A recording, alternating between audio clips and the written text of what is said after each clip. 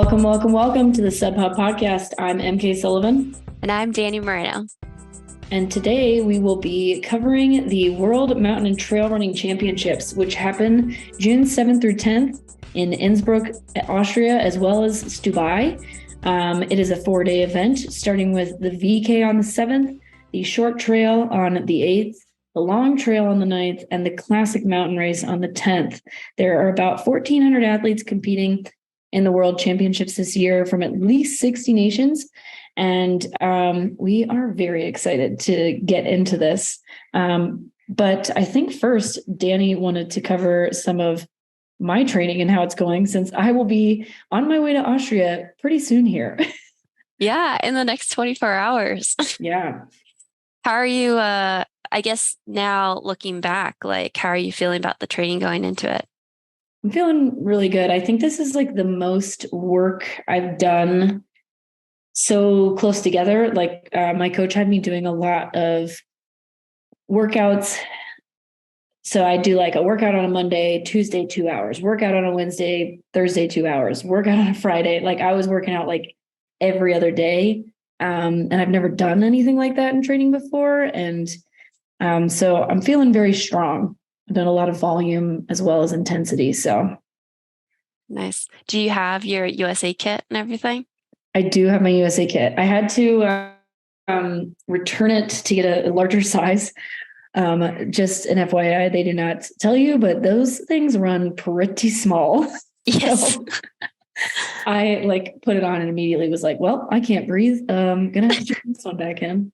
But I got my USA kit. I actually did my last long run in it on Sunday just to make sure I knew where and when I was going to chafe during the race. Yeah, it's always a really cool feeling getting that, and they give you all of the options. And so what do you think you're going to end up racing in? I think I'm going to end up racing in split shorts and a crop top. Nice. Because I like the tank top uniform, but it's a little bit too long for my short little torso. And so I tried the crop top with my pack for Sunday's long run, and I did not chafe. So I think that's what we're going to go for. That's cool. Have they given you the details of when you're going to meet up with the team and who you're staying with and everything? I don't know exactly when we're meeting up. I do know that I start staying with the team on the 5th. And I don't know this to be fact, but I was looking at our little spreadsheet, and I'm pretty sure that I get to room with none other than Kimber Maddox. Nice. On that. That's awesome. That's always been one of my favorite parts, is when you get to the house and you kind of, it's hard to feel like a team when you're all co-located, but when you get to the house, you start to have that sort of camaraderie feeling. So I'm really excited for you and everyone. Yeah. And I've started to put together some routes on Strava because I want to see as much of the course as I can. And I think that I've got at least 2 of the women from the short trail team are going to join me for one of the routes. And I'm excited to do that run, not just run by myself. Yeah. Is it easy? Do they have lifts up to the top or anything? Yeah, there's tons of lifts. So the first day I get there, I'm going to take a lift to the top, and I'm going to run the final descent because the descent is 2.8 miles with 3,600 feet of loss. So very steep. And I just want to know what I'm getting myself into because I'm going to be sandy either way. So I'm going to run that on the very first day to see where we're at. And then, yeah, there's just lifts everywhere. So I'm going to see, I think, all but the first maybe 10 or 12K of the course, hopefully, before the race starts. Nice. So that's really smart. I highly recommend just checking the first mile too. I'm sure you will get to, because I'll never forget in 2019, we were in Argentina, and for whatever reason, this was also 2019. This was in Portugal. I somehow was on the long team. That's a story for another time. But we just we checked the end part of the course because that's where all the climbing was and everything, but we never checked the start. And so the day of, we start and we didn't realize that it went into a single track within the first mile. So if you didn't get out, you were just stuck behind everyone. And I learned that lesson to never do that again, to always check that start. Yeah, the team is staying in Innsbruck, so I think we'll probably check that out, especially because I think it's kind of like Mont Blanc Marathon, where it has two 90-degree turns at the beginning. Like you run down a street and then you turn and then you turn again. So yeah, definitely going to want to check that out, but I can't get it all in before. So I've just given up on that first like trail section because I'm like, whatever is going to happen there is going to happen. Like, Yeah. I want to see the second half when I know I'm going to be tired and I like want to know what to expect. Yeah. And see the actual distance of the race if it's. Yes.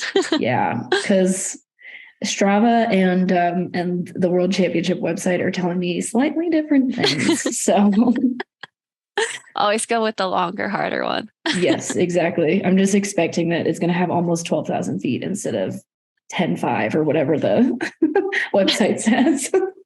That's so significant. Yeah. It's like, I can't remember. Maybe Strava said 11.5, but either way, it's a lot. So, but I'm feeling good. I had my last workout this weekend and I did double laps of this mountain in town, Peavine.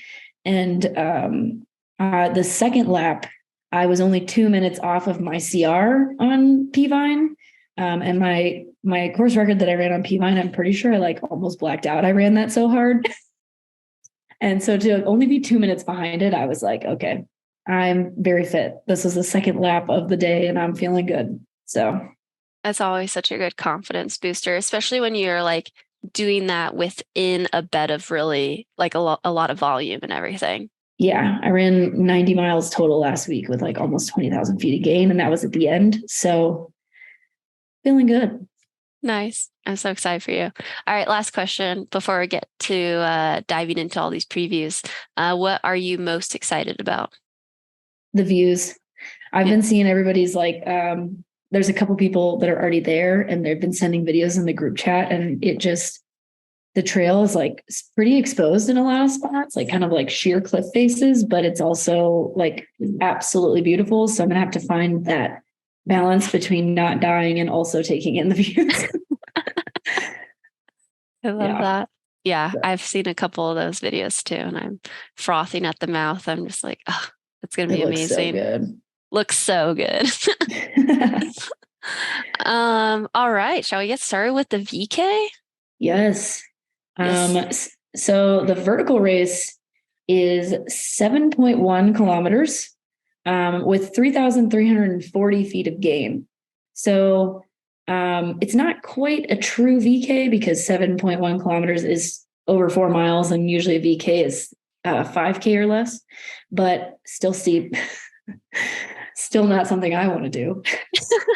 Yeah. I was like, dang, almost 4.5 miles, basically. Like that's a good amount of time to be pushing uphill.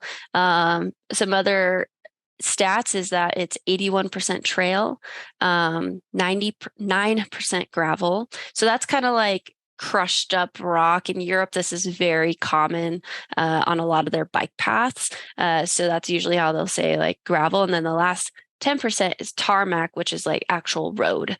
I'm guessing that's going to be in the beginning. And 10% is like enough where, if you're feeling good, it's a little bit easier to get like a more even cadence versus like on the trail. So maybe you could get out a little bit ahead. Yeah, especially because like a lot of times with the VK, you start on a road and you immediately get on a single track. So if you don't get out hard enough, like you're kind of stuck where you're stuck. But if it's 10% road, like you should have plenty of time to kind of make your move, figure out where you're going to be. Yeah, definitely. All right. So the women, let's start with the women. So from the last year's top 10, and keep in mind, this was less than 6 months ago. This was in November in Thailand, very different conditions, humid, dry, very hot. Whereas Innsbruck looks to be a little bit more temperate, not as humid, and it's higher in elevation than Thailand. So of the 9 women returning, the person who's not returning is actually third place from last year, Maud Mathis, who honestly would be a favorite if she was returning this year. She's just been very dominant in uphill races or anything that typically has like a lot of climbing. She has like this very recognizable power hiking form that a lot of people like she sticks out for that reason. So without her in there, the top returners are our one and only American pride and joy, Allie Mack from first place, Andrea Mayer, who she's a previous champion and she's always up front in the hunt. She does a lot of like the WMRA World Cup races, usually wins a lot of those, has won that overall. Fourth place returner, Monica Madalena Floria from Romania. Fifth place returner, Ondis Iturbe from Spain. Sixth place returner, Susanna Sapunki from Finland. Seventh place returner, Elisa Sortini from Italy. And eighth place returner, Crystal DeWall from France. Ninth, Teresa Kirchova from the Czech Republic. And 10th place was Hannah Grober from Germany. It's kind of crazy that so many of them are returning. I know. That is pretty wild to me too. Because, like having that short turnaround to figure out like what your next year's races are going to be without having the World Championship in context. And then as soon as they announced it, I'm sure people were scrambling. Yeah. But also like with the VK, for a lot of these people, like they run less than, I would say the majority of people run less than 10 VKs, probably less than 5 VKs a year. So that like, if that's your jam, like the World Championship is probably top of mind every single year. Definitely. Yeah. And then some other runners who weren't at the championships in Thailand, but we think you guys should be looking out for are Laura Hottenrott. She is from Germany. She has run 33:24 in the 10K, which is really fast. And for people who pay any attention to VKs, maybe you don't, maybe you do, track speed really translates to this specific race. Sorry, 32:33 is her PR. She ran 33:24 this April. But yeah, track speed really translates well to these all uphill races. And this girl is fast. 1:11 and a half in 2022. Definitely be looking for her. Yeah, she also won the Jungfrau Marathon in 2021, which is like this really prestigious race in Switzerland. It's a little bit older. It used to probably have like more of the crowds of kind of like that sub 50K group prior to the Golden Trail World Series. A lot of notable runners over the years have gone and ran this marathon. And basically it's the first half is like a road half. And then the second half, you're just like climbing straight up to Jungfrau, which is like considered, it's like basically like a peak in Switzerland. You run to the base of it. So her winning that, like, she definitely has some climbing legs because that's basically a climbing race for an entire marathon. After running like a half on the roads. That sounds terrible. Yeah. It's crazy. So another person is Falaris Kasang. She's from Kenya. She really came onto the scene last year at Sierra Zanal. So at Sierra Zanal, on the day, she was third. And then after the results were changed due to first place being caught for doping, she actually got second place behind Maud Mathis. And that was her first time at Sierra Zanal ever. So the result kind of fell under the radar because initially she wasn't in, that top first or second. And the first place woman, it was also her first time running Sierra Zanal. So she kind of, got overshadowed there. But that was a crazy, incredible result to be there your first time. If I remember correctly, she may have gone out pretty hard, like with that front pack and like kind of suffered later in the race because she'd never like run the race before. And, but to get second place at that race is insane. Yeah, it's incredible. And she was under that 3-hour mark, which is like, a pretty key mark at Sierra Zanal. If you're under 3 hours, you're kind of a big deal. And then, what's crazy though, is also the week before she won Theon Dixint, I forgot how to say it. But that's usually like a pretty prestigious double in the sub ultra world in mountain running because they are back to back and they're very similar, very punchy, fast, both in Switzerland. I think Theon is actually in France, but it's very close to there. So anyways, beyond that, she ended up in Madeira. She went to the Golden Trail World Series final. It was her first time, I think, like on an island or something like that. And then in addition to that, she didn't speak English. So I just thought that was like incredibly cool and brave to like put herself out there in her first trail season ever. And then to go to Madeira of all places. And like at the end of the week, her total time, she wasn't fifth overall in the standings, but her total time was fifth overall, which is pretty incredible going from Sierra Zanel to the treacherous Madeira. Yeah. Two very different races. Yes. But yeah, she definitely will be up there because, yeah, she shot off like a rocket at Sears now. Yeah. Another name to look out for is Judith Wider. Judith is pretty well known in the Golden Trail scene. She was really successful back in 2019, especially, but she won Dolomites in 2021. She was second at Oya de Nuria in 2021. And in 2019, she was the Ring of Steel and Dolomites champion. And in 2019, she was also the overall champion for the Golden Trail World Series. Judith, I think she was just outside of the top 10 last year in the vertical race. So she's always up there, but she's also running the short trail race the next day. So I'm curious to see how this double kind of goes for her. But Judith is like a world-class downhiller.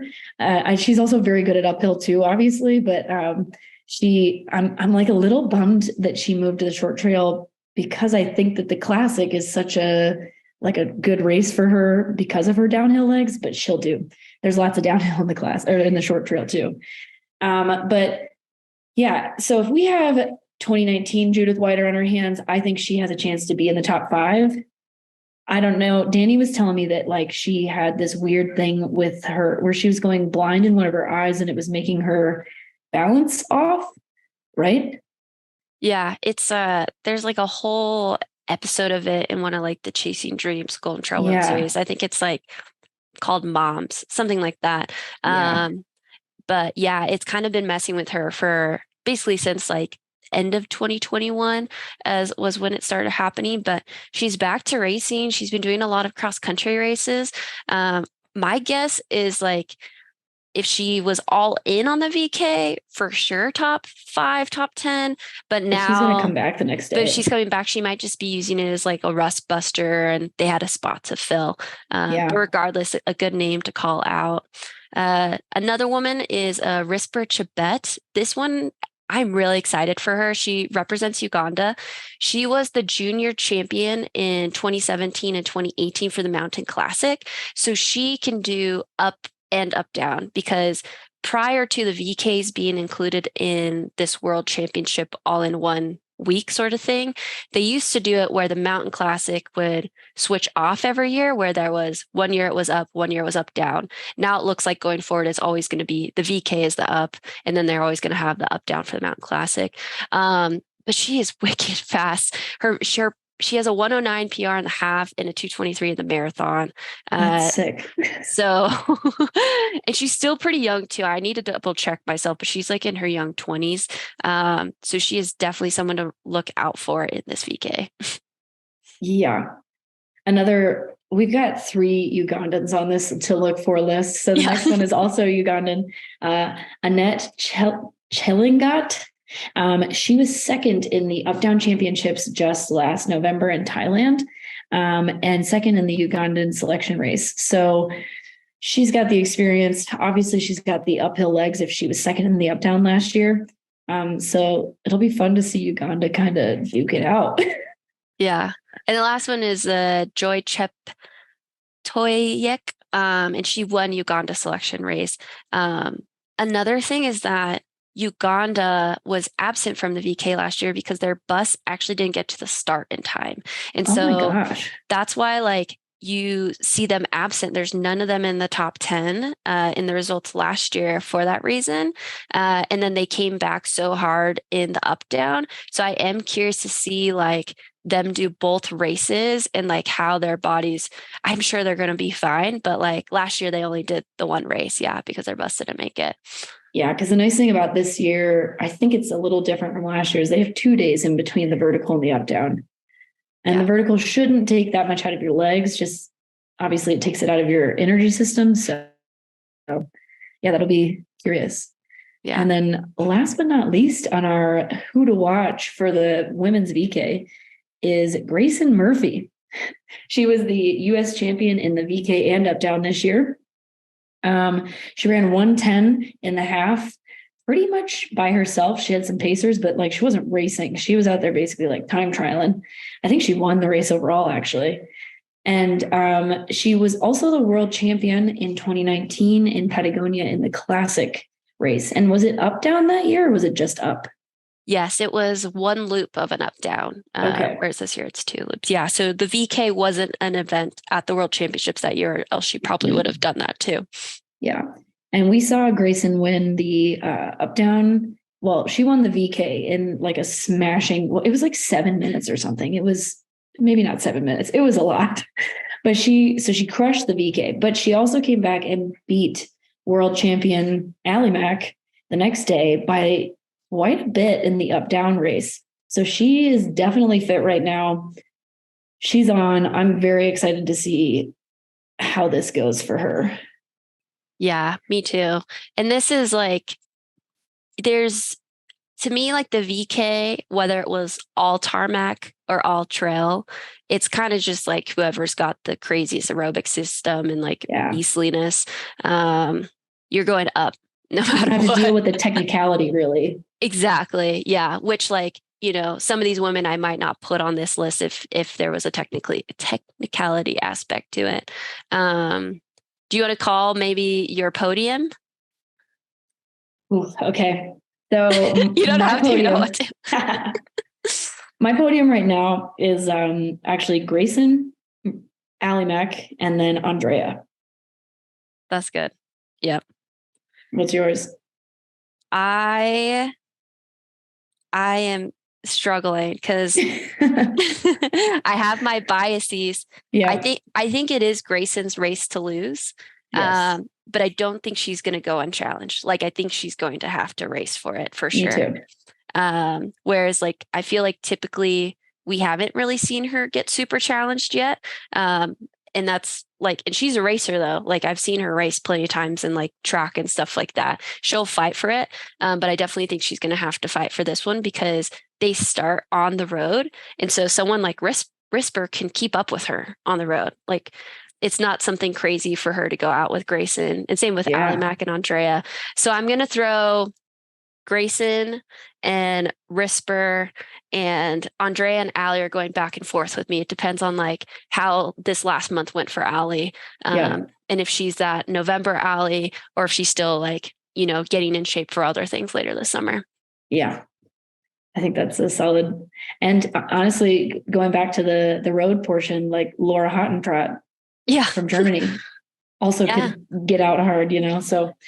Yeah, 111 is not anything to forget about. That's for sure. Yeah, it'll be spicy. It'll be fun. Yeah. So on the men's side, we have, on the women's, we had 9 out of the 10 returning. On the men's side, we have 8 out of the 10 returning from last year. The entire podium is back. So you got Patrick Kipnego from Kenya, Philemon Kiriago from Kenya, Alejandro Garcia from Spain. 4th place is not coming back. Zach Hanna from Ireland, Joe Gray from the US, Cesar Maestri from Italy, Xavier Chevrier from Italy, Marek Treskina from the Czech Republic, and 10th place is not returning for the VK.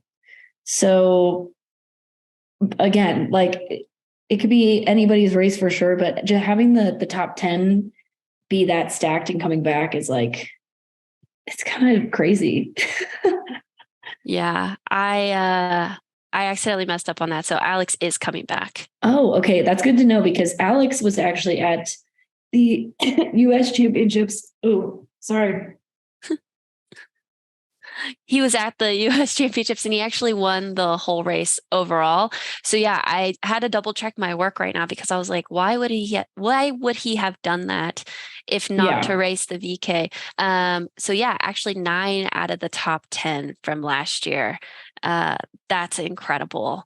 And then a couple other ones to watch. We have Hillary Kim Yayo from Kenya. He is a 101 in the half marathon. Fabian Absursold, he's from Switzerland. Wow, sorry. And he is the student world orienteering champion last year. And for those people who don't know what orienteering is, orienteering isn't, and correct me if I'm wrong, Dani, because I don't know a ton about it either, but like basically it's a race on not quite trails. Like you're given a map and you have to get from one place to the next, and you're kind of just like going wherever. And so and they're fast. That's what Judith Wider was into before she got into trail running. Those people are no joke. They're no joke. Like historically, any orienteering champions who have come over to trail have done extremely well. Judith Wider, like EmKay said, Tove Anderson, who we'll talk about later in the preview for some other races, she is beastly. She is incredible. Fred Blanchard, he just won the recent Sky Race. He's a previous world orienteering champion. Anna Kufer, very common on the Golden Trail World Series. She's in orienteering. And basically it's like, they give you this map and you don't know where you're going to run until the day of the race. And you're just like staring at this map and you're trying to drop like these trackers at these different spots. And it's wild. Sometimes they're like carrying this like, I don't know if it's like a GPS thing. So sometimes they're running with like one hand in the air too. It blows my mind. Anyways, side tangent. So YouTube this. So whenever a orienteering champion, junior or senior comes, like they should be taken very seriously is what we're trying to say. Because like now they know exactly where the trail is. Like they're already moving so fast, having to find where they're going, and then they come to the trail running world and they're like, oh, there's a map. There's flags. And they basically are like sprinting for hours in orienteering is what it is. So it's crazy. And they also have like no ankle tendons. It's like constantly like rolling their ankles, so it's incredible. And then the last couple that we thought were notable to call out, Dan Kurtz. He was the U.S. champion in the Mountain Classic. We also have an episode with him if you haven't checked that out yet. And Daniel Osans, he's actually a Terex teammate of mine, but he was second at Pikes Peak last year at the Golden Trail World Series. And he just like cranks on VKs year round. Like this is one of his like bread and butter sort of things. And that Pikes Peak race was incredibly stacked. Yes. Remy won it. He got second. Joe Gray was third. Eli Hemming was fourth. It was an insane race. Yeah. And he doesn't live at altitude too. Yeah. So obviously he's got the uphill legs. Yeah. So that is our VK. Oh, no, we got to see. I don't have a men's VK podium. This one was hard for me. Somebody we didn't mention. Sorry. Jim Walmsley is signed up for the US VK team. We're assuming that what happened here was, Garrett Corcoran, who was the U.S. breakneck champion this year, he took his spot on the short trail team and gave up his spot on the vertical team. And that spot does not roll down. So they usually offer spots for the vertical and the up down team to somebody who's already on the team. And so Jim Walmsley is running the vertical and the long trail. And honestly, I'm really excited to see that because I think he's going to do pretty well. Yeah, I wouldn't be surprised if he did very well, but also like you got to give respect to Joe Gray. I just feel like Joe Gray is going to protect his turf or do whatever he can. Yeah, no doubt. Protect his turf. But as far as the podium, I mean, it's pretty okay. So last year, Patrick, he won by quite a bit, like almost 2 minutes. Almost 2 minutes. Yeah. Whereas on the female side, Ali only won by 26 seconds. So the female side was like a much closer race. And Patrick, like he's only been in trail running for a couple of years, but he's just been crushing the WMRA stuff, especially the uphill sort of races. He now, I think if you like look at the UTMB index, within the couple of years, he's already considered like top 10 overall in the world because these short races that he puts together or the times that he puts in them, is just like, it's great. Like he's doing great stuff. So, you know, in all due respect, like he should be the favorite going into this. And then after that, his teammate who got second, Kiriago, he was then, about 30 seconds against that third place guy. So then the race started to get like a lot closer. I do think that, after watching Alex and Joe at the VK championships, like they're in really good shape, but it's hard to see, Yeah, I remember Joe talking last year after Thailand about how he did not feel like he didn't feel like he was prepared. I don't remember if it was that he felt overtrained or undertrained. It was one of the two. And so like that may not be the Joe Gray that we're used to seeing. And he may like be super ready for this Innsbruck race. It seems like he is based off of what I see on Instagram. I guess so. My podium would probably be Patrick. I'm going to throw Daniel Osans in second. And then I'm going to put Philemon Kiriago in third. Yeah, I feel like those are really good choices too. I would say Patrick as well. And then Kiriago in second or third, and then somewhere between Daniel Osans, Joe Gray, and Alex Ricard, which again, there's probably a little bit of bias there just because I just saw them race. And it'd be nice to see Joe get his world championship medal back since he did win it in 2019. So yeah, great race ahead though. And I can't wait to see what Jim does. Yeah. All right. Now let's get started with the trail short, which is the following day on June 8th. This is a 45.2 kilometer race with roughly 10,300 feet of climbing. So what is that in meters? Like 3,200 meters or so? Yeah, something around there. And I actually ran like the last probably 13 miles of the course today. And the climbs are very sustained and they'll be fun. Yeah. What surprised you about the course? The course was a little bit more not technical. None of it was actually maybe less technical than I thought it was going to be in a lot of places, but it was, there were a couple of spots that it was like sheer cliff faces and I was a little sketched out by that, but you just got to be smart. And then, the final downhill didn't surprise me at all. It was terrible. Yeah, we've talked about that, I think, in some other episodes too. Just like anticipating what that final downhill is going to look like, because it's roughly like you're basically losing 1,000 feet per mile, right? Yeah, it's 2.8 miles with 3,600 feet of loss.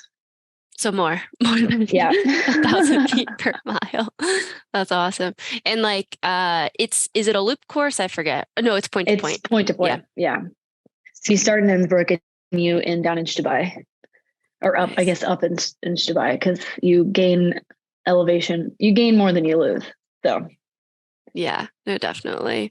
Well, EmKay and I had a fun time going through this list. We're both going to talk about the men, and then I'm just going to talk about the women as EmKay is racing, and just to make it a little bit more unbiased as possible. But yeah, I think both of us, this one like definitely hits the heart a little bit more because this is the distance that we run. So we're a little extra excited for this race. So on the guys' side, 9 out of the top 10 men are returning, and that was already an incredible field last year. So you have the entire podium all the way down to 8th place returning. 9th place, Antonio Martinez from Spain isn't returning, and then 10th is returning as well. So those guys in order, we have Stian Ingerman from Norway, Francesco Pupi from Italy, John Albin from the UK, Max Keane representing the United States, Christian Jones from the UK, Thomas Cardin from France, or Cardin, Andrea Rota from Italy. 8th was Bogdan Damian from Romania, and 10th place was Christian Minogio. Yeah, definitely looking to be a super stacked race. Stian, I mean, this course definitely, like, in my head, it's perfect for him. So I'm excited to see how this goes. Other runners to look out for on the men's side that are not in the top 10 from last year are John Marguerite. He won the 2021 Skyrune, and he went on to get 5th at the final of the Golden Trail World Series. He's usually in like the top 15 to 20 of most Golden Trail races that he races in. So seeing him in the top 10 at one of these races wouldn't be surprising. Thibaut Baronian, if you follow the Golden Trail World Series, you definitely know Thibaut. He's I remember being at Mont Blanc Marathon last year and people were like obsessed with him because he's a Frenchman and they were like, oh, Thibaut's going to do great. He has he had the second overall fastest time for the Golden Trail World Series final last October, and ended up finishing third overall in the standings. He was third at CCC in 2021 and has multiple top finishes at the Gama, including seventh just like a month ago. Julian Rincon was 14th at World Champs in 2019 and 13th last year. Frederic Trenchard was 12th last year and recently won Sky Race de Mathesine. Probably not saying that one right, but and then Davide Magnini, who is an Italian, and he was second at both Mont Blanc Marathon and Zagama last year, and second at Mont Blanc the year before. We haven't seen a lot from David since that Mont Blanc Marathon performance last year, but if he's in good shape, this is a perfect course for him. And then, oh yeah, sorry. Did you have something to say?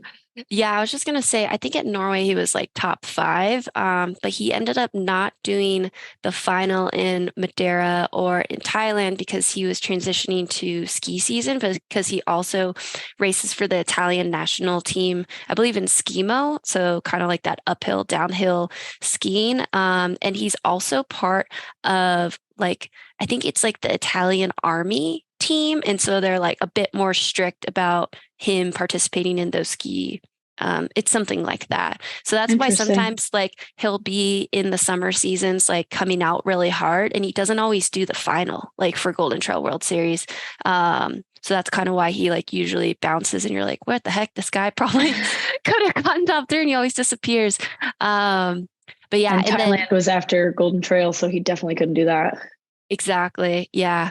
But yeah, as far as, favorites and kind of like these others to look out for, this is going to be a tremendous race. Stian, like EmKay said, he is just like, he is very good at everything. Like he isn't like, he's one of the best downhillers, but he's not the best downhillers. He's one of the best climbers, but he's not the best climber, but he's just like this overall weapon that like you throw him in any race and he usually succeeds. Like he's on the top, especially since 2022 in that Golden Trail World Series. He pretty much went undefeated until the final, where he was running down this downhill and he had like taken a wrong turn. He ended up jumping off of like this 8-foot wall into some volcanic rock and like cut up his leg. He still finished and won the overall series, but completely fearless. And last year he was a little bit more absent from the Golden Trail World Series and started to kind of dabble in some other ones. Talking to him personally, it was just that he had done a lot of those races multiple times and wanted to experience new places. And that all being said, he won last year and he won by a couple minutes in what was already an incredible field. So adding people like Jan, Thibaut, Julien Frederic, and Davide will definitely add more excitement. And then second place from last year, Francesco, he is kind of like coming back from a series of injuries. He was recently 22nd at Sagama. What I like about Francesco is he like doesn't pretend to put on this front. Like he's very forward on Instagram that he doesn't like technical terrain, or I feel like it's trail runners. Even if you don't like it, you have to like pretend to like the thrill of it. So I always appreciate that about him. EmKay, you're pretty good at that too. Yeah, I'm not going to pretend. Yeah. And so Francesco definitely loves races where you can like stride it out and run. And he always just like shows up in these big races. In 2019, he like battled Jim pretty much to the finish of the World Championship, where Jim crossed the line in one of the first times that I saw him like exhausted. So it's definitely a battle. And in 2021, he won the final stage of Golden Trail. So he didn't win like the overall series, but when it came to El Hierro, he like beat every single person that had been competing in the series all year. So he knows how to show up well to big races. And then John Albin, just diving a little more deeper into him too. He was recently third at Sagama, and I'm going to guess he might be like a little frustrated with that performance. He was really gunning for that win. And I don't think he had done that race before too. So we all know how that feels when you're like you're like waiting and then it doesn't go as planned. But he also won OCC in 2021 and second at CCC in 2022. So he knows how to run these types of And races. he also won the race in Norway. And he won the race in Norway. So like he's got big range because the race in Norway was really short. It's also super technical because he trains in Norway with Killian. So stuff like that is just like this final descent for him and Stian, like these small potatoes. Totally. And like thinking to last year, I think Stian was like gunning for this title, whereas John, he was coming off of CCC and a couple other races. So maybe he was a little bit tired. I mean, it's also quite hot. But Stian's also from Norway, so it's hard to even use that as an example. Another person we wanted to call out was just like our very own Max Keen. He was 4th last year. He knows how to run these races. He's been in multiple top 10s for these world championships for over the last like 5, 6, 7 years. And he's on our team again. And a couple other guys, Rui Ueda, he runs for Japan. He was 3rd at Mont Blanc last year. Overall, 3rd fastest time when you combine all the stages from the Golden Trail World Series final. And he was also 4th overall in the standings. So that includes the whole season. And he just did some crazy like FKT up, down of Mount Fuji. Nice. Yes, that's awesome. Yeah, he's a fun follow on Instagram. And then this was kind of just like a couple fun ones for me to add personally. So Anders, I'm going to really struggle with his last name. Yarkovic. He was 3rd overall in El Hierro in 2021. So again, that's that final stage that Francesco Pupi won. And he hasn't really had any results that have kind of gone along with that in the last year and stuff like that. But this guy, if you've ever seen on Instagram, like the guy sliding down the mountain in the final Madeira, that is this guy. And he, like, whenever you ask the guys on the circuit, they always will agree to say Anders is the best downhiller in the world, which is a very big statement coming from a lot of Europeans. I asked Stian once who he thought, and he was like, hands down Anders. Like if it was just with the downhill race. So that's coming from Stian. But yeah, you watch this guy on the downhill, he is fearless. He'll like fall on his head, somehow flip over and keep going. So he's just a guy that if he's in the hunt, like going into that last downhill and you're a guy in front of him, I would be very aware and be scared. I'd be scared. Yeah. He'll find some way to cut the switchbacks. And then the last one is Petter Engel. He was the course record run at CCC last year, winner overall, just led from wire to wire. So he beat John Albin and he won Transvolcania later. And I'm just like, what is he doing in this shorter race? I'm excited to see. I was also curious about that. But it like, I mean, as you know, as somebody who's run OCC, it's going to be a longer short race. Like because there's so much elevation gain, it's still not going to be that short. And so maybe he's just like the 80, because the 80K is more like 85K. Maybe he was just like, not now. Yeah, no, definitely. And just talking to him personally, he is gunning for UTMB. And so he's just he's like stacking a bunch of these style races. So it's he's doing Mont Blanc Marathon. He's doing, what is that other one? It's like okay. It's another marathon in Switzerland. He's doing Eiger. So he's doing like a lot of 3 to 6 hour races as like kind of training runs. But as we all know, like, guys like Jim, they run 100 miles and they can run these distances too. Yeah, definitely. So do you have a podium? You go first. Okay.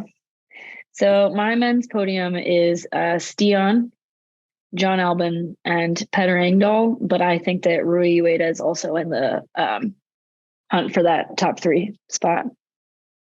That's a really good pick. Yeah, I would also say Stian and John Albin, and then I'm gonna go with Davide if he's ready to roll. This is actually like one of his first longer races too. So I'll see how he goes. But Davide, like he's always been there, and he's a very good competitor. But what I think like blew him to the next level was Sagama last year when he was literally with Killian more than halfway through, just like on his tail. Um, so yeah, I think he can hold his own. But And I think he may have beaten Stian at Mont Blanc Marathon like back in 2019 or something. And he got so second to him, but he was close. He was very close. Yeah. Yeah. So he knows how to race Stian too, who obviously is going to be successful in this race, in my opinion. Yeah. In both of our opinions. We both have him winning. So awesome. Alrighty. All right, now we're going to transition to the women's trail short race. So as far as from last year, 8 out of the top 10 are returning, and the 2 that aren't returning are actually pretty heavy hitters. So Denisa Dragomir, she was 8th at the World Championships in 2019, and she won this last year in Thailand. She will not be returning. I don't really know. Maybe it's because she's focusing on the skyrunning circuit or something else. Maybe she just has a lot of races on her calendar already, but she will not be returning, as well as 5th place Sheila Viles from Spain.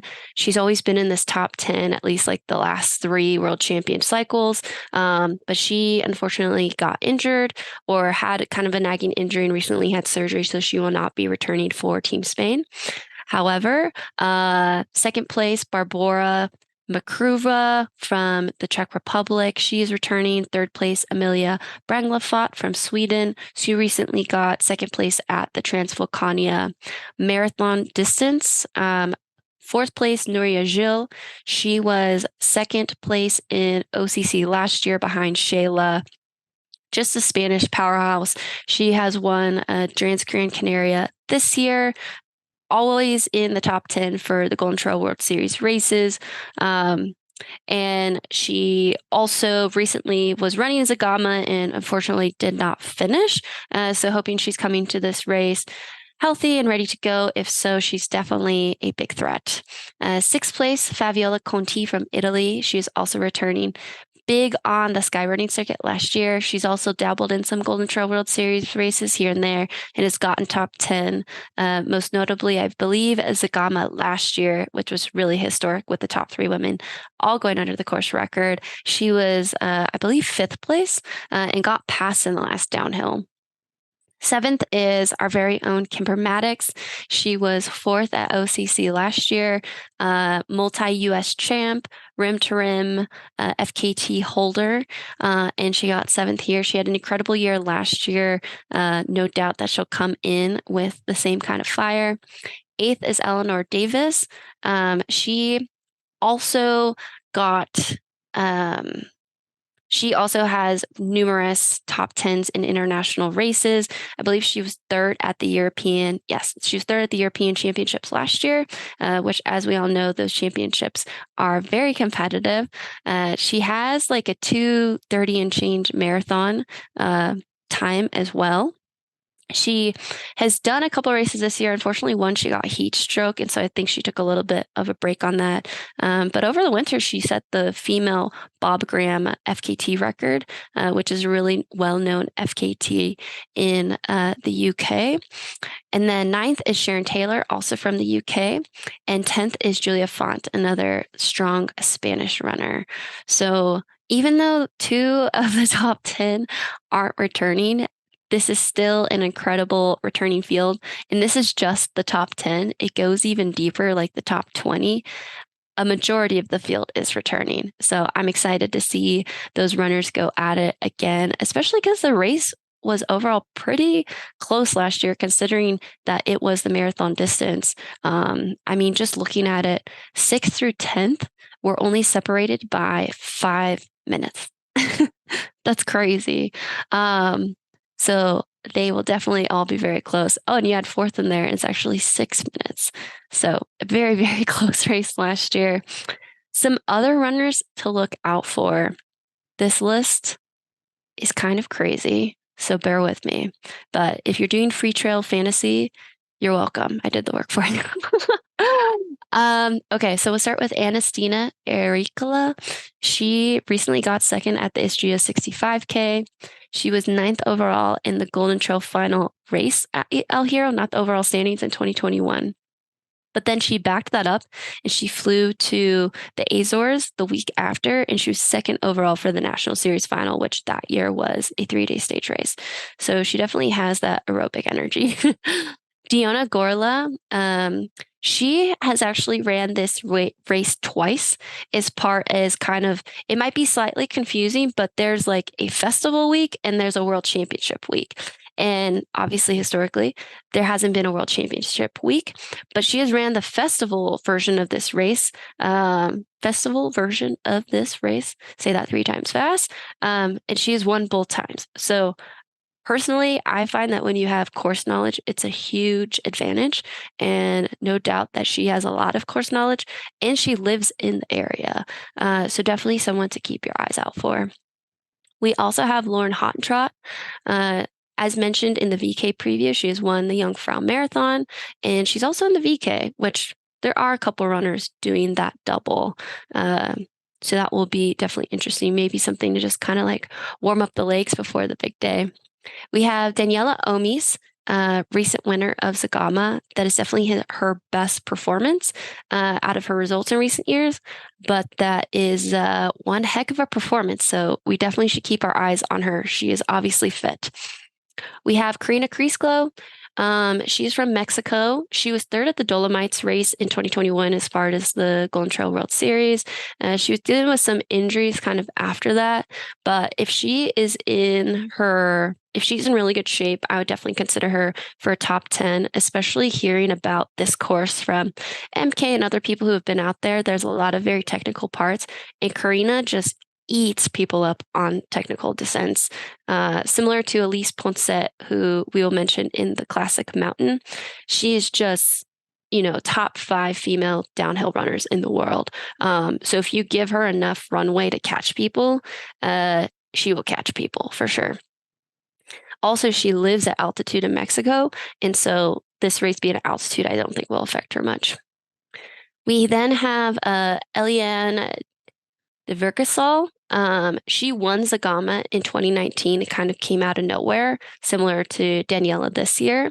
And then she backed that performance up with a third at Mont Blanc Marathon. And she was 12th this year at Zagama. So she's still, always kind of in that like top 15, especially for very mountainous races. Then we have Sylvia Nordiskar. She recently was 4th at Zagama. She was 12th last year in Thailand, just outside of that top 10, one of those examples I was talking about. And she also was 12th at CCC. So this girl definitely has range with races ranging from 4 to 10, 12 hours. Then we have Caitlin Fielder, who recently got second at Zagama. So yes, we have first, second, and we also have third, who I'll mention in a second, and fourth recently from Zagama, all coming to this race to battle each other again. And so that was a great performance for Caitlin, but she's been on the podium a couple times. And so last year she was second at Mont Blanc, actually right ahead of me in 2022. She was third at OCC in 2021. And again, just consistently top 10 in those Golden Trail World Series races. Personally, I know she's really fit right now, and she can do everything. She could climb, she could descend, and she's good on the flat stuff. So I think she'll be, no doubt for me, she'll be in the top 10. It's just a matter of what place she will be in on the day. Then we have Londi Grayling. She won UTC T50K in November. That's a very technical 50K. We have Megan McKenzie. They're both from South Africa. Recently was second at Transvolcania, the main distance in May. And I read something that she made up more than like 10 minutes on the descent. And having witnessed it firsthand, very good descender. Something about South Africans, they can just rock the heck out of a downhill. Then we have Tony McCann, also from South Africa. She recently won Transvolcania Marathon in May, and she also was top 10 in OCC last year. Then we have that third place from Zagama, Therese LeBoeuf, and she's had a couple of top 10s Golden Trail World Series races. Judith Wider, who we also mentioned in the VK. Johanna Astrom, very, very strong technical runner, finished top 10 overall with the time in Madeira for the stage races last year. We have Amelia Branglafot, who I actually already mentioned. She got third overall in Thailand last year. Then we have Emily Forsberg. She used to have the mountain marathon record before Ali Mack took it. And she had really gotten that time from the downhill.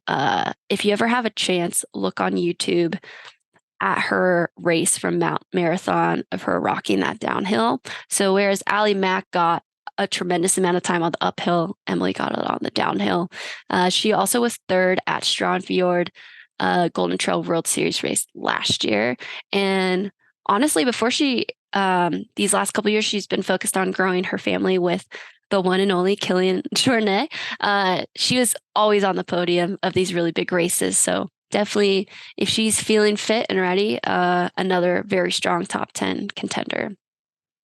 And then we have our US team, which I felt the need to include all of them on the others to watch.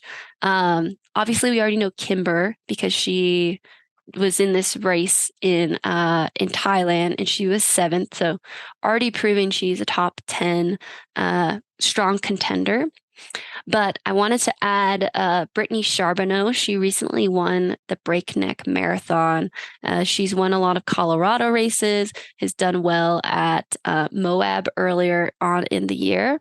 And I just really thought her win at Breakneck was awesome. I love when athletes are willing to share kind of their perceived weaknesses on Instagram. It kind of adds to the holistic view of a runner, especially in trail running when there's so many components to consider of what makes a great trail runner. So her just being open about her maybe feeling like she wasn't the best on technical stuff and then getting that win, I was just really happy for her and to see that because I know how that feels personally. So I really hope she is taking that extra confidence boost and knowing that when she hits the more technical terrain on this course, because it is there, that she can hang with the best. So definitely someone I'm considering in that top 10 mix as well. Then we have Bailey Kowalczyk. She was 5th overall in the Golden Trail World Series standings last year, 5th at Sierra Zanal, which to me has really been her best performance to date. And it was one heck of a performance. I mean, that field on that day was outstanding. It would be an understatement. So to get 5th there, I think really cemented how competitive Bailey is on the international scene. Bailey is also just really good at very steep, whether it's up or down, she does incredibly well. She's a very strong power hiker and technical descents, the steeper I find, the stronger she gets. And this course has a lot of that. So I think that's where Bailey's going to really shine. Whereas with Brittany, maybe like some of the runnable stuff, I can see her getting a lot more time there. Then we have Jennifer Leichter. She won Broken Arrow 52K in 2022. She was also the Rut 50K champ in 2021 and second at Speedgoat 50K in 2022. So mountainous 50Ks are this girl's jam. She's done the 3 biggest ones in the US. And so I think feeling this distance and everything will be kind of just like her bread and butter. She hasn't really done any like big international races. So if there's any component to like, I don't even know if the word is to be weary of, but just like something to consider is if she will get shocked by like the style of racing. Personally, I don't think so. I've trained with this girl. I ran with her when she's been in Mammoth. She just gets it. And so I honestly think if she's having a good day, she'll be in the top 5. But we'll see. I will say like, for me personally, like my first couple of international experiences it was all about learning. And so I kind of let expectations go out the window. So I don't know where she's at, like if she's gunning for the win, if she's just trying to like take it all in, etc. But yeah, she's very, very strong.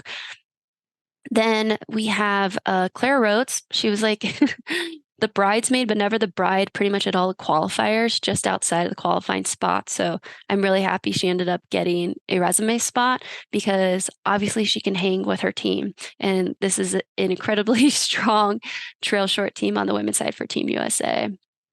And then last but not least, we have our very own EmKay Sullivan, the co-host of the Sub Hub. She finished top 10 at Mont Blanc Marathon and Pikes Peak Ascent last year, both of which were Golden Trail World Series races. She was also the Way Too Cool champ in 2022, and she recently finished third at Canyon's 50K. I know at Canyon she was feeling like a little sick and like actually had to sit down, which that I think says a lot because it's a pretty like compared to some of the other races she's done, like it's a pretty timid course. So obviously she was not feeling good. And then with Mont Blanc in Pikes Peak Ascent, I think it was great for her to like dip her toes in the water as far as the international scene. So she's going into this race and she knows what to expect. Like nothing's gonna be like, oh my gosh, I can't believe that's happening.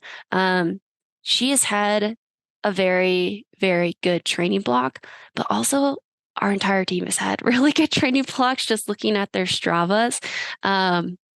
So yeah, EmKay can definitely be in the top 10. But also, as I mentioned, there's probably like 20 women who could be in the top 10. To me personally, I'm having extreme FOMO. I wish I was part of this race. This race to me is just like, it's just an incredible field. So whoever wins this race, already congrats to them. To me, this is one of like the deepest races of the world championship field. And I'm not just saying that, like it literally is. If you look at all the ITRA scores and everything, it's just who's who is there. So it's very exciting. As far as the teams go, we have a very good shot at winning. I will say, though, again, just me trying to be unbiased, as far as the United States side, at least one of our girls need to have like the race of their life, because the rest of these teams, they are just as strong. And the same would go for them too, where one of their women would need to go just an inch above to like get that podium. Who that's going to be, it's really hard to say. Brittany and Bailey are coming off a breakneck, which I have found personally having one last big effort about a month out tends to go really well. Jennifer Leitster, she hasn't really raced this year. She did the Lake Sonoma Marathon and was like, I think third overall or something crazy like that. But otherwise, she hasn't really done any racing, so she could be a little bit more fresher. Same with Kimber. Claire Rhodes has done a couple of races, but she's showed up every single time. And if anything plays into the Emily Hawgood theory, that tends to work out really well for some people. And then EmKay as well. She's similar with Claire. She's done a couple of races this year already. But that just means they're probably sharp. So who's going to have the day? I'm not sure. Some of the teams that I am keeping an eye out for, South Africa has 3 girls, and each of their girls are incredibly talented. Norway as well, Sweden, and then you got to give it to Spain and the UK, because yeah, they always show up. UK had 2 in the top 10 last year, and then Spain had 3 in the top 10. And Spain always shows up to these races since they've started participating in them. So yeah, there's the trail short for women. Right. Day 3 of the champs is going to be our long trail, which is typically an 80K team, but this race is a little bit closer to 85K with 18,200 feet of gain. It will be on June 9th. And I believe that they run the short trail race backwards on their way back. So there were some climbs there that I was like, "Ooh, this will be fun to go down." Glad I don't have to do that, but it's going to be a beautiful race either way. So on the men's side, we have, this seems to be pretty typical in like all of these races. And I'm wondering if it's just because the races are so close together, Thailand and this one, but we have 9 out of our top 10 returning, but our winner is gone. Adam Peterman was supposed to do Western States this year, just recently announced that he is hurt, so he won't be doing Western States. But he's the only one out of the top 10 that's gone from last year. So we've still got Nicholas Martin from France, Andreas Rietre from Italy, Jose Fernandez from Spain, Aritz Agia from Spain, Thibaut Garivier from France, Eric Lapuma from the US, Peter Franjo from Slovakia, Dietrich Hermansen from Norway, and Paul Mathieu from France. Yeah. So what do you think about missing our number one there? I mean, if you're going to pull anyone off the bench, might as well be Chip Walmsley, world champion, the trail short in 2019. Back in that year, the trail long was still separated. So that was a different race on a different weekend. And so in Patagonia, you only had the options of the classic, the junior races were that week, and the trail short. So I'm not surprised he's jumping in the long one this time since there is that option. But yeah, I mean, with our US race, of the three returners, only Eric Lapuma is coming back. And, you know, that's the winning team from last year with France in second and Spain in third. And so, you know, with Jim coming in, but also Drew Holman, I think the US men like have a good shot if they all kind of show up. I personally haven't seen Drew do any like mountainous races like this. I could be wrong. I guess he did do UCTC. He got third in the 100K last year, but it's still a little different, like from what I hear about the kind of technicality in Cape Town versus kind of like the Alps sort of thing. But we all know Jim can pretty much run anything if he's ready to go. Yeah, definitely. Yeah, I'm excited to see the US men's team in this race, just because there are a lot of really experienced runners in the race. I think Preston Cates would be the only one who's really only done the longer stuff in the US. I don't think he's run any longer stuff abroad. But I still think it could be, they could be up in that podium again, for sure. Yeah, definitely. And on this team that we have Preston Cates, Drew Holman, Eric Lapuma, Zach Miller, who also, you know, just like he's like a cat with 9 lives. You always think he like disappears for a little bit and then he comes back and gets top 5 at UTMB. Yeah. And so he's another great person with just a plethora of European experience. So I think they're well equipped. As far as on the women's side, 6 out of the 10 are returning, which this is actually the least amount of returners from Thailand in any of the 4 races across the board.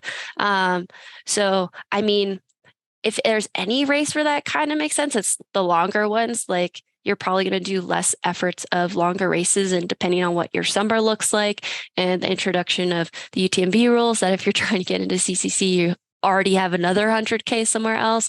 Or UTMB. Having to do 100-miler. Yeah. Yeah. So like, to me, there's plenty of reasons why, you know, 4 people would not be returning. So as far as the women, we have Blondine, who was first last year. She will be back. Ida Nilsson, she will not be back, probably because she's running Western States. Yeah, she's running Western States. Yeah. Third is Gemma Arenas from Spain. She's not returning. Sorry. 4th is not returning. Esther from Hungary. Kistelag. I think she's also running Western States. Oh, there we go. Yeah. So, you know, when Western States is only 2 weeks after, you're probably gonna get this one. 5th, Rosanna Bouchard from Germany. She's returning. 6th, Audrey Tanguy from France. She's returning. 8th, Marianne Despierre from France is returning. 9th, Giudita Torini from Italy is returning. Sorry, 8th is not returning. And last, 10th, Sinmaya Buddha, she is returning, which she kind of bursted onto the scene last year when she pretty much was second from the gun behind Blondine in CCC, in which was like probably the best women's 100K last year as far as like field depth and everything. So yeah, really in a great group coming back. France was the one who took the team title last year with 1st, 6th, and 7th place. talk about sealing the deal there. I know. I remember seeing I was watching the live stream when they finished, and it was like the third person finished and they just like tackled each other on the ground. It was like the coolest celebration to watch of the day. I love that. The French are great at celebrating. Yeah. Yeah. That's pretty hard to beat. It's a little disappointing to see so many of the top 5 gone, but at the same time, it just like opens up the race to a whole different level. I don't think anybody's beating Blondine personally. She is like unstoppable. You know, she didn't do that well. Well, she still did well at Zagama. She got like 5th place at Zagama, but I think that she was probably training through for this race, just to guess. And so I'm excited to see Blondine back out on the World Champs course. And some other names that weren't top 10, not even at the race last year, are Anne-Marie Madden from Canada. She has been 11th at Western States before, 3rd at Black Canyons. She was 2nd at Tarawera in 2020, and she got 4th at Les Templiers in 2017. And Lucy Bartholomew from Australia, she won the Tarawera 100 miler this year. She was 2nd at Ultra Trail Australia 100K, which was, I think, like 2 or 3 weeks ago. And she was 3rd at Western States in 2018. So a couple more names to add to the women's 80K list to watch, along with our U.S. women. Hannah Allgood, I think, will be this seems like a race for Hannah, in my opinion. Like if you put this race compared to her performance at like San Juan Solstice, not as much elevation gain, but San Juan Solstice is much higher for the whole race. So yeah, it'll be a long but exciting race. Yeah, I think we are taking like a really strong women's team for this race. Like Hannah, Claire has a ton of European experience, has gotten multiple podiums overseas. And then she also was 2nd at that San Juan Solstice behind Hannah. I think it was like a bit of a back and forth between them all day. That's awesome. I love when there's a good battle on U.S. soil. Yeah. Yeah. And then last year, Claire won Black Canyons 100K earlier on in the year.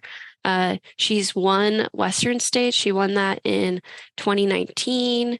And she also has just like multiple top 10. She also won CCC in 2017. I'm trying to find it, but I also think she won Lavaredo at some point too. So she definitely has like a little bit of everything. I think that would have been like in 2018 or 2019. Yep. Claire's one of those people that you always like look at her training and you're like, how did she do that? Yes, exactly. Oh, sorry. Top 10 at Lavaredo was her result.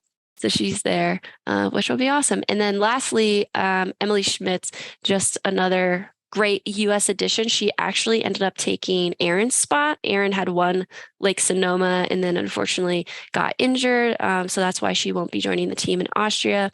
But Emily Schmitz actually led the trail short team back in 2019 with like a top 10 finish. I want to say she was like 6th or 7th in Patagonia, had done the Golden Trail World Series before that a couple of times. And this year has kind of just been on a tear in those like UTMB, like marathon distance races. So I think she's going to be ready to go. Yeah, definitely. Cool. So day 4 is our classic mountain race on June 10th. For the juniors, it's only 1 loop, but for the seniors, it's 2. And so loop 1 is 7.5 kilometers with 1,200 feet. And the second one is about the same. They're 2 different loops, slightly different loops, but they're pretty similar in distance and elevation gain. So let's talk about classic mountain men. Yeah. So 2 of the podium people or guys from last year actually aren't returning. So 1st and 3rd aren't returning. So that leaves Patrick Kipniego. He's 2nd. He runs for Kenya. Also I should mention that 1st and 3rd were both from Uganda last year. And that team obliterated the field. They had gotten 1st, 3rd, 4th, 5th. So 4 in the top 5 and 2 of them are not returning. But I have no doubt that whoever they replaced them with can do just as good. Something else to note that we said a little bit earlier is that last year the Ugandan bus didn't make it in time for the VK. So keep in mind that when these guys were racing this classic race in Thailand, they were all fresh, whereas a lot more people were doubling. Okay, so second is returning. Fourth, Leonard Kimnoges from Uganda is returning. Then we have Eliud Cherup, also from Uganda. He's returning. So they were fourth and fifth. Sixth, Andrew Blanes from Spain, or Blans. Seventh, Alberto Vender from Italy. He's returning. Eighth is not. Ninth, Cesar Maestri from Italy. And 10th, Jikim Kovar from the Czech Republic. So yeah, some fast dudes. Yes, I know. And when you look at the results too, like they were all so close. The top 10 was like a 2-minute spread or something like that. And so that'll be exciting to have most of those guys back. Some other names to look out for. Sam Hendry, he's on the Canadian team, also on the trail team. We have done an interview with him before, if you have not listened to it. He's a cross-country skier from Utah, but got into trail running as a form of training for cross-country skiing. And so he has some Cirque Series podiums, as well as I think he did pretty well last year. His first 2 international races were the race in Norway at the Golden Trail Series and Sears and All. And I want to say he was top 25 at Sears and All. So he's fast, but he's also got those Cirque Series podiums under his belt, which really kind of imitate these types of races pretty well. And then Umbogo Kiriago Philemon, he was 5th at Sierras and All last year. And Dan Kurtz, our U.S. champion, and U.S. champion by quite a lot in the Classic Mountain Race just 3-4 weeks ago. Yeah. So. Yeah, it is going to be interesting. We also have an interview with Dan Kurtz, if you haven't checked that out yet. But I think the thing that is kind of on everyone's radar for this race is that it starts on pavement and then you're on trail, then you descend pavement, you go through a town, and then you're on trail, and then you're on pavement again. And I think in total, there's almost like close to 4K of pavement running. It's like 3 or 4K, which in these races, that's quite a bit. Yeah. It's not going to be quite as technical, I think, as like a lot of country championships or selections probably planned for. Yeah. So it definitely turns into a race of like almost who's fastest instead of who's the best at technical downhill and then being able to repeat it uphill and back down again. Exactly. Yeah. And who knows, like the part that is on the trail might just be extremely technical, that it kind of balances it out. But it's hard to say. Have you seen any part of this course yet? I have not. Carly Rempel from Canada, she did a course preview today, but it wasn't enough that they posted on Instagram that like I could really tell. The trails didn't look that technical, but who knows, what portion of the trails they were able to video on. So it'll be an interesting race. I think I don't know about much on the men's side, but I think on the women's side, it changes my picks a lot. Totally. Having pavement as opposed to like a technical downhill. Yeah. And, we threw Umbogo Philemon in there as someone to watch, because if you're top 5 at Sears now, you probably have You're fast. Yeah. And so that's why we may not be picking like some people to watch out for that are really good on technical terrain. And then we also know that Patrick Kipniego, who has really been tearing up like those shorter distances recently. We talked about him quite a bit just a little bit ago in the VK. But he's also got some leg speed. He's got like a 102 half. So he's kind of got a good balance of everything. So yeah. Now, podium. Oh, last thing too. Someone who's notably missing is Joe Gray. He's really done this race a lot historically. And I think it's a very interesting, I just would want to know like why he's just focusing on the VK and not doubling like a lot of people are. Yeah, it is interesting. My podium is Patrick on Bogo, and then I'm gonna throw Dan Kurtz in third, just for fun. Well, he's your dark horse. You got to keep going. Yeah, I definitely think Patrick will take the win here on Bogo as well. And you know what? I'll throw Dan in there too. Let's go, Dan. Let's go, Dan. And then on the women's side, we have 7 of the top 10 returning. First place for Rebecca Cheptegei, Uganda. Probably missed the VK, is my guess, from last year. Second place is not returning. Third place, USA's Ali Mack will be returning. Fourth, Monica Floria from Romania. Scout Adkin from the UK. Sixth, Judith Weiner will not be in this race, but she will be in the VK in the short trail. Hannah Grober of Germany in 7th. Holly Page from the UK in 8th. And Onditz Iturbe from Spain in 9th. Onditz did pretty well recently at Zagama, right? Or did we may have just had her in our picks and that's why I'm thinking that.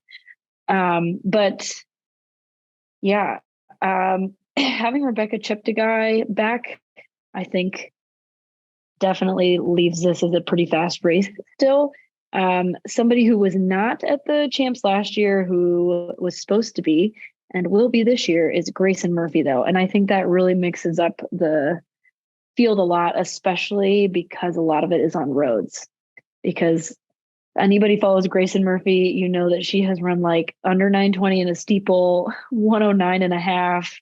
She's fast. Yeah, she's really fast. She definitely adds a different mix to the race, like EmKay said, with the asphalt and everything. But there are some other women that will probably add some leg speed to the race. So we have Valeries Kassang. We mentioned her in the VK too, I believe. I'd have to double check. But she was second in Sierra Zanal after the updated standings, and she got first at the Dixons the week before. So she's fast. And also at Madeira, that was her first time ever doing technical stuff. Like we mentioned, 5th fastest time overall. So she is doing the double. Lindsay Webster, she's representing Canada. She was the Sky Running overall champion last year. And she's like a bajillion time obstacle course race world champion too. So she's really good at technical terrain, but she's also really fast, because in those obstacle course races, you normally do the obstacles and then you like sprint. So it's like a bunch of intervals within these very anaerobic exercises. She was the Broken Arrow champion, I believe, in 2019. So she does like shorter races and she does really well. Elise Poncet, this is I think someone we'll mention potentially in our podium, but Elise is a freaking, I don't know, she's amazing at downhill. You don't really want Elise behind you ever. She kind of just floats on stairs and any technical terrain. She was second behind, and she's really good at uphill. Yeah, she's just these shorter races she hammers. But she was second at World Champs in 2019 behind Grayson. And I remember being at that race, and Grayson just like shot off like a rocket. And I think the field didn't know what to do with that. They were like, "Is this girl like going this fast?" And so in the downhill, Elise actually was cut the time down behind Grayson, but it wasn't enough. Grayson had built enough of a lead. So I think this time around, Elise knows what to expect with Grayson. So maybe she's challenged her a little bit earlier. Yeah, because we saw Grayson do that at US Champs as well. She just was like, boom, gone. And nobody could catch her after that because she just made up so much ground on that first climb. Exactly. So yeah, that'll be interesting. It will be interesting. And Elise was second behind EmKay in Skyrune last year. And she was actually pretty close. And she was 4th overall in the Golden Trail World Championship standings.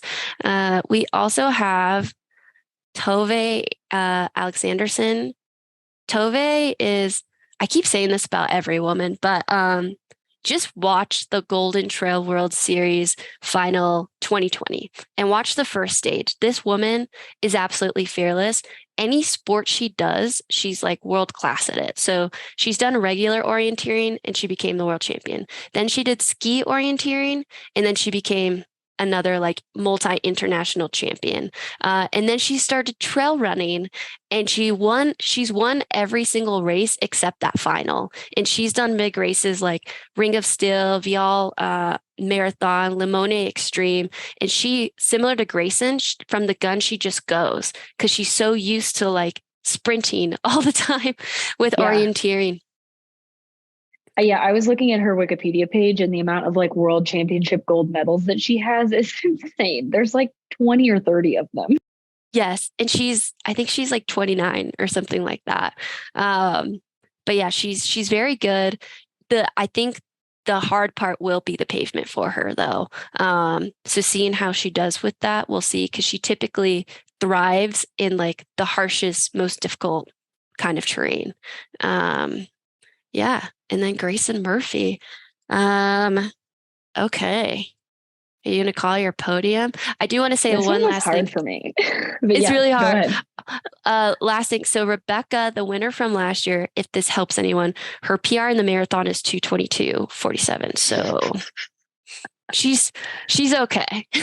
She's just okay. And this is pavement. So just something to think about.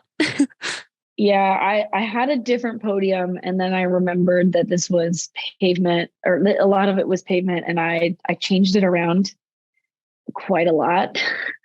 But I'm going to go Grayson, Faleris, and then Rebecca.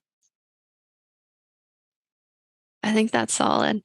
And I guess before you say your third, where does Allie Mack fit in all of this? I don't know, because it depends on the Allie Mack that we're getting, you know. I think that, if it's Thailand Allie Mack, like she's in the top 5. But if it's the Allie Mack that was at US Champs, I think she's top 10, but not top 5. Yeah. Yeah. Because I've seen her rock like asphalt stuff for sure. Like I'm not too worried about that. No. But yeah, it just depends on how she's at the start line. Okay. Who you calling for third? Oh, it was Grayson, Faleris, and then Rebecca. Oh, gotcha. Okay. You put Faleris in second. Nice. Yeah. Okay. I'm going to put Grayson first, but I think like the VK, she's going to get challenged. Like, I think that's what I'm most excited about is she's going to really race people. Maybe for the first time. No, she's had a couple of good battles, but I still think she comes out on top. And then Rebecca, maybe like right there, you know. I hope it's a sprint finish. That would be exciting. And Grayson gets the best end of it. And then I'm going to throw Elise in there in third. It's like I go back and forth between her and Faleris, but I'm going to give Elise the better end of the stick. All right. That is our World Champs preview. This might be like our longest episode, honestly. There are so many races. But with the best information. Yes. So hopefully you guys enjoyed it. There is not information about the live stream yet. But once we get that information from the website or the Instagram, we'll be sure to put it on our Instagram as well so that people can watch. Because I know that they are doing a live stream in like 6 different languages so that everybody can watch. And one of them will probably be English. One of them is definitely English. Also, for the week of the championships, I am doing, so obviously EmKay is racing, so sadly she won't be joining, but I will be joined by Adam Peterman and Aaron Clark, which is very exciting. And so we'll be doing an episode where we'll review the first couple of days, and we'll be doing kind of like a team standings preview, everything in one going into the last couple days. So very excited to do that with them. So that Friday of the World Championship week, please tune in and check that out. Oh yeah, it's World Champs week. You. This has been the Sub Hub, brought to you by Freetrail.